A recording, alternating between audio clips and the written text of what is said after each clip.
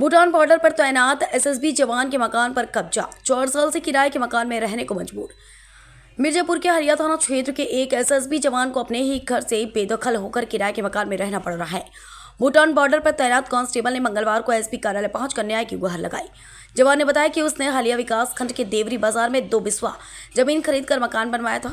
Duty पर जाने के बाद घर पर ताला लगा था। वापस लौटने पर पता चला कि संतोष कुमार नामक व्यक्ति ने मकान का ताला तोड़कर कब्जा कर लिया। पीड़ित जवान पिछले 4 साल से अपना घर खाली कराने के लिए दर दर की ठोकरें खा रहा था। उसने थाने से लेकर जिलाधिकारी और पुलिस अधीक्षक तक से गुहार लगाई। उसके उच्च अधिकारियों ने भी स्थानीय पुलिस को पत्र लिखा, लेकिन पुलिस मामला न्यायालय में विचाराधीन होने का हवाला देकर कार्रवाई से बच रही है। कब्जा करने वाला व्यक्ति मकान खाली करने की बात पर SC/ST एक्ट में फंसाने और नौकरी से निकलवाने की धमकी देता है। जवान ने बताया कि उसे ड्यूटी के दौरान सरहद की रक्षा करते हुए पैर में गोली भी लगी थी। उससे इसी बात का मलाल है कि वह देश की सुरक्षा में लगा है, लेकिन प्रशासन उसके घर की सुरक्षा करने में असफल है। जय हिंद साथियों, मेरा नाम कांस्टेबल GD रयूफ अंसारी है। मैं केंद्रीय अर्धसैनिक बल सशस्त्र सीमा बल में कार्यरत हूँ। मैंने हलिया थाना क्षेत्र अंतर्गत देवरी बाजार में ज़मीन खरीदकर 2 कमरे के मकान का निर्माण किया था, जिसके प्लास्टर का काम बाकी था और मेरी छुट्टी ख़त्म हो गई थी और मैं वापस ड्यूटी ज्वाइन कर लिया। जिस दौरान संतोष कुमार नाम के स्थानीय दबंग ने सरंगाई बस मेरे घर पर कब्जा कर लिया। जैसे मुझे उसकी सूचना मिली, मैंने आकर उनसे अपना मकान खाली करने को कहा, तो उन्होंने खाली करने से मना कर दिया और कहा कि अगर हाथापाई करेंगे, जोर ज़बरदस्ती करेंगे तो हम आपके ऊपर ST/SC लगवा देंगे और आपकी नौकरी खा जाएंगे। सर, इस असामाजिक तत्व से लड़ते लड़ते अपने घर को खाली कराते कराते आज 4 वर्षों का समय बीत चुका है। मैं परेशान और हताश हो चुका हूँ। उसने मेरे ऊपर मेरे घर में घुसने के पश्चात उल्टा मुकदमा चला रखा है। बताइए, मैं अपने ही घर में रहने के लिए मुकदमा लड़ूंगा? बताइए, जिस समय मैंने वो घर बनवाया मैं छत्तीसगढ़ में तैनात था। वो इतनी टफ सिचुएशंस का पैसा मैंने उस घर में लगा रखा है। मेरा ज़मीर गवाही नहीं देता है कि मैं अपने ही घर में लगाए हुए पैसे के लिए मुकदमा लड़ूं, उसमें रहने के लिए मुकदमा लड़ूं। मैं अभी पिछले सोमवार को फिर यहाँ आया था, रिक्वेस्ट की थी मीडिया के साथी बंधुओं के माध्यम से, रोकर गिड़गिड़ाकर जो बन सका मुझसे उस तरीके से मैंने रिक्वेस्ट की, अपनी बात पहुंचाई, कहा कि मेरा घर खाली करा दीजिए, मेरा घर मुझे वापस दिला दीजिए। आज 1 हफ्ते का समय बीत चुका है। वो सरहंग, वो गुंडा आज भी खुलेआम हमारे सभ्य समाज में घूम रहा है, जबकि ऐसे असामाजिक तत्वों की जगह मेरे हिसाब से सलाखों के पीछे होनी चाहिए। मैं अकेला परेशान हूँ, आज यहाँ अकेला खड़ा हूँ। कल ये किसी के भी साथ हो सकता है, किसी के परिवार के साथ भी हो सकता है। आज मेरे साथ हुआ है, कल आपके साथ, कल किसी और के साथ, कल आपके और हमारे बच्चों के साथ हो सकता है। मैं अकेला खड़ा हूँ, मेरे साथ कोई नहीं है, लेकिन आप लोगों से आग्रह है कि आप लोग आगे आइए, मेरी बात को आगे पहुँचाइए। जब हर बार मेरी छुट्टी समाप्त हो जाती है और इस बार भी वही हो रहा है। 2 महीने की छुट्टी मेरी ऑफिसों के दफ्तरों के चक्कर काटते काटते खत्म हो गई है। मेरा परिवार भाड़े पे है, मेरी 2 बच्चियां हैं। 6 महीने से मैंने उनका फीस नहीं जमा कर पाया हूं मैं स्कूल का। इस सिस्टम के तरीके से, सही तरीके से लड़ते लड़ते 15 लाख रुपए का मैं कर्जदार हो गया हूं।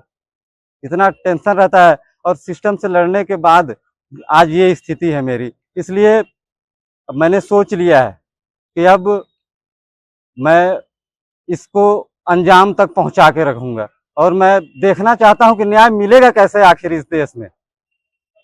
हम सीमा पर डटे हुए हैं, हमारा घर परिवार सब यहाँ किसके भरोसे है? आखिर सरकार ने यहाँ हमारे बच्चों की जवाबदारी और जिम्मेदारी हमारे परिवार की दे किसको रखी है?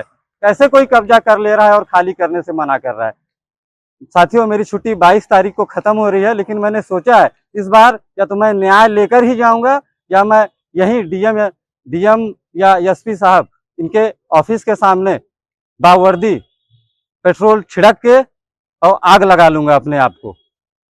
अगर इससे भी न्याय मिलता है तो मेरी 2 बच्चियां हैं, जब वो बड़ी होंगी तो आप लोगों से आग्रह है कि आप उनको इस न्याय के मायने समझा दीजिएगा।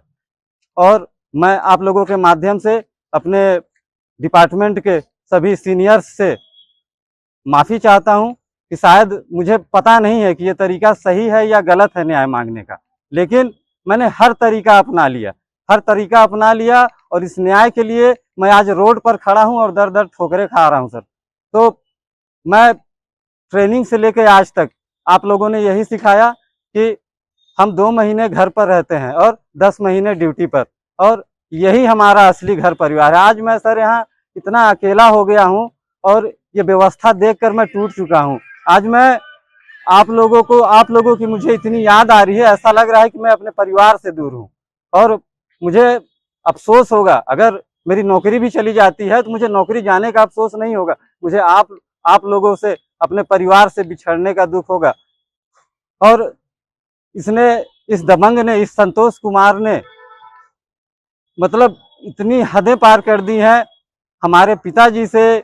मतलब खुलेआम बाजार में ये कहना कि ऐसा फौजी हमने बहुत देखा है, फौजी माने क्या होता है, हम देख लेंगे, कुछ नहीं कर पाएंगे, दौड़ा रहे हैं 4 साल से, 5 साल से, 20 साल, 40 साल दौड़ाएंगे, उसके बाद भी अपना मकान नहीं ले पाएंगे। तो साथियों, मैंने तो ठान लिया है कि मैं तो इसे बता के रहूंगा कि फौजी क्या होता है। और इस मुद्दे को, इस मसले को, इस मामले को मैं या तो वहां तक पहुंचा दूंगा कि इस सरहंग संतोष कुमार के केस को देखकर जितने भी और असामाजिक तत्व हमारे समाज में हैं, वो किसी फौजी या उसके परिवार के ऊपर जब भी नजर उठाएं गलत तरीके से, नुकसान करने के तरीके से, किसी अपराध को करने के लिए, तो वो सोचें कि हमारा हाल भी संतोष कुमार की तरह होगा और हमारी जगह सलाखों के पीछे होगी। साथियों, मैं आप लोगों के माध्यम से आज ये इस कानून व्यवस्था से, इस पूरे सिस्टम से ये मांग करना चाहता हूं कि 22 तारीख